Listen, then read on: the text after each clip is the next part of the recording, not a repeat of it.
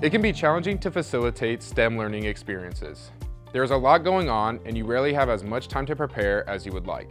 Today, we are discussing how to prepare for teaching STEM while keeping your learners and your strengths in mind. Hi, I'm Carson, and today we're going to watch a video about learning together and then give you an opportunity to prepare an activity you'll be teaching next week. Hi, I'm Melissa.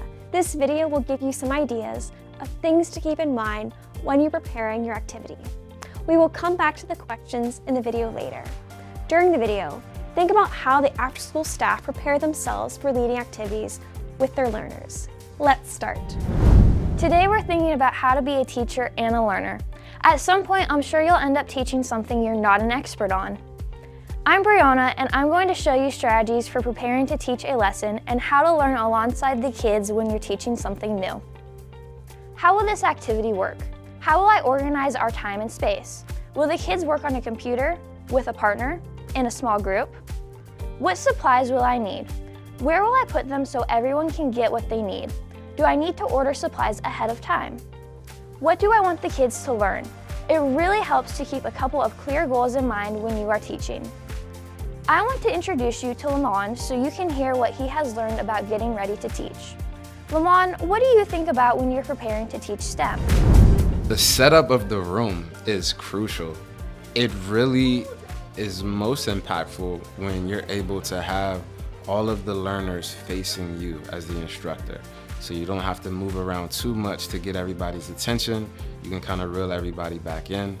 The activities that specifically focus on engineering involve a lot of group work. So we try to position everyone where they're able to work in a group but still be central enough that they can hear, they can have all their materials right in one spot, and they can interact with each other without feeling like they're in school. I think that's one of the important things is to figure out a configuration that works for you as an instructor, but gives them the freedom to feel like, okay, this is fun, this is just an activity that we're doing, but still gives them that structure that they need to accomplish the goal. Next, think about how you will adapt this activity for the kids you're working with and what you bring to the learning. Think about the strengths and talents you have. This is something Lamont is really good at. Lamont, how do you think about helping kids learn? Depending on the group, we generally try to tailor our activity to make sure that it's fitting their learning style. A lot of the young people that we serve come from impoverished communities. But one of the biggest tools that we use is the arts. Had to get the space tape, but it got dry. Across the board, the arts are able to really communicate in a way that really crosses generational, socioeconomic boundaries and things like that, and allows us to connect and really get to a place that they don't necessarily get to tap into in school. An important part of out-of-school time learning is helping everyone feel like they belong. This is true for STEM activities also. What do you think about the way Lamont connects the arts into teaching about STEM? He is really creative, but if you're not good at rapping, you may find another way to help kids feel like they belong. Think about an activity where you felt safe and connected to others.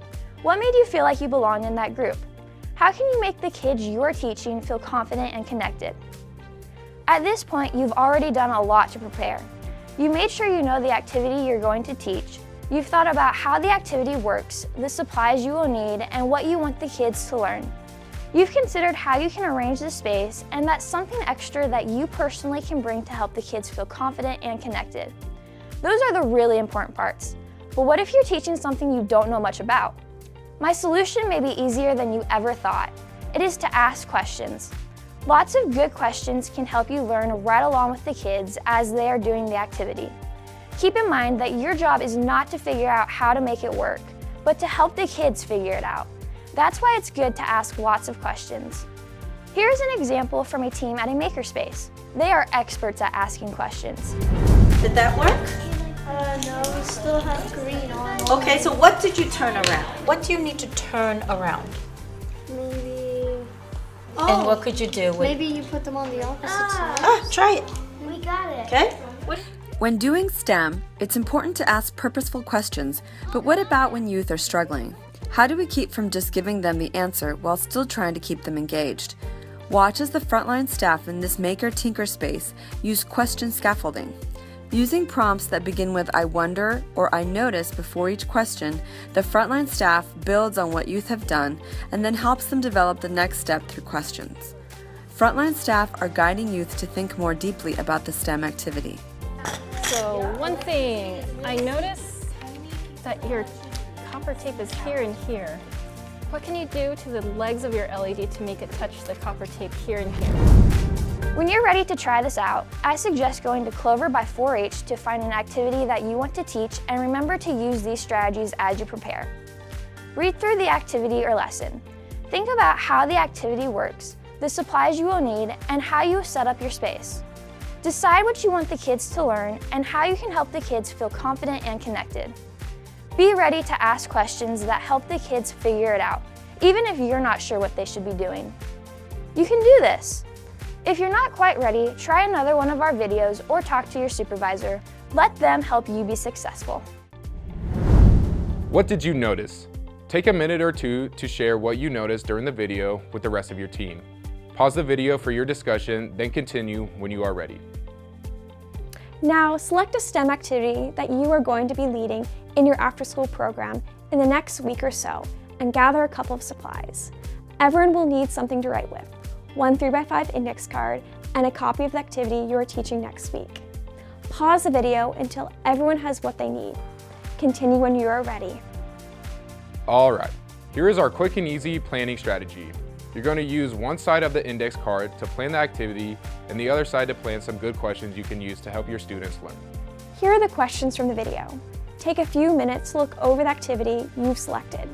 Use these questions as a guide while you make notes on one side of your index card about what you want to do to make the activity work. Think about organizing your time and space. Will everyone be working with a partner, in a small group, or individually? How will this impact your supplies?